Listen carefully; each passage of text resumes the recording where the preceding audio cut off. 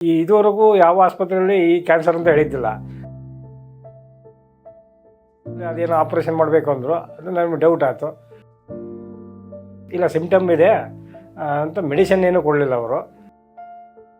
ಆ ಟ್ರೀಟ್ಮೆಂಟ್ ಎಲ್ಲ ನೋಡಿ ನಾವು ನಮ್ಮ ಅತ್ತೆ ಭಯಪಡ್ತು. ಪೇಷಂಟ್ ನಮ್ಮ ಅತ್ತೆ ಯಶೋದಮ್ಮ ಅಂತ, ಯಶೋದಮ್ಮ JHR, ಈಸೂರು, ಏಜ್ 83 ವರ್ಷ. ನನ್ನ ಫಸ್ಟ್ ಟೈಮು ಹೊಟ್ಟೆ ನೋವು ಅಂತ ಹೋದ್ವಿ, ಅದರಲ್ಲಿ ತೋರಿಸಿದ್ವಿ. ಅವರು ಏನೂ ಸರಿ ಹೇಳಿಲ್ಲ, ತೋರಿಸಿದ್ವಿ. ಆಮೇಲೆ ಮತ್ತೆ ಸದ್ಯ ಅದೇನೋ ಆಪ್ರೇಷನ್ ಮಾಡಬೇಕು ಅಂದರು. ಅದು ನನಗೆ ಡೌಟ್ ಆಯಿತು. ಮತ್ತೆ ಹೋದ್ವಿ. ಇಲ್ಲ ಸಿಮ್ಟಮ್ ಇದೆ ಅಂತ ಮೆಡಿಸಿನ್ ಏನೂ ಕೊಡಲಿಲ್ಲ ಅವರು. ಸರಿ ಆಗ್ತಿದ್ದಿಲ್ಲ. ಆಮೇಲೆ ನಾವು ಬಂದ್ವಿ.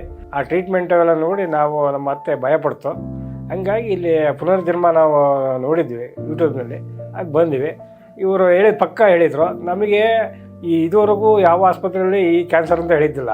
ನಮಗೆ ಗೊತ್ತಿರೋದು ಗ್ಯಾಂಟಲ್ ಕ್ಯಾನ್ಸರು, ಶ್ವಾಸಕೋಶ ಕ್ಯಾನ್ಸರು, ಗರ್ಭಕೋಶ ಕ್ಯಾನ್ಸರಲ್ಲೋ, ಸ್ತನ ಕ್ಯಾನ್ಸರು ಗೊತ್ತಿದ್ವು. ಇವರು ಇಲ್ಲಿ ಬಂದಾಗ ಮೇಡಮ್ ಅವರು ಡಿಟೇಲ್ ಹೇಳಿದರು. ಇದು ಏಜಿಗೆ ಬರೋದು ಸಿಟ್ಟು ಮತ್ತು ದುಃಖವನ್ನು ತಾಳೆದ ಬರೋ ಒಂದು ಏಜಿಗೆ ಬರೋ ಒಂದು ಕ್ಯಾನ್ಸರ್ ಅಂತ ಹೇಳಿದರು. ಹಂಗಾಗಿ ಇದು ನಮಗೆ ಖುಷಿ ಆಯಿತು. ಮೆಡಿಸಿನ್ ಹೇಳಿದರು.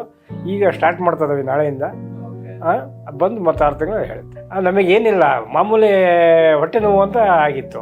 ಇಲ್ಲ ಅದು ತಗೊಂಡಾಗ ನೋವು ಕಮ್ಮಿ ಆಗೋದು, ಬಿಟ್ಟಾಗ ನೋವು ಜಾಸ್ತಿ ಆಗೋದು. ಅದೇನು ಇದೆ ಡೆವಲಪ್ಮೆಂಟ್ನೇ ಆಗಿದ್ದಿಲ್ಲ. ಬೇದಿ ಹೋದಾಗ ಸ್ವಲ್ಪ ಇದಕ್ಕೆ ಹೊಟ್ಟೆ ನೋವು ಬರುತ್ತೆ. ಬಂದಮೇಲೆ ಮೂತ್ರ ಸ್ವಲ್ಪ ಉರಿತತೆ ಅಂತ ಹೇಳ್ತಾರೆ ಅಷ್ಟೇ. ಕೆಲವು ಇಲ್ಲಿ ಪೇಷಂಟ್ ಕೇಳಿದ್ವಿ.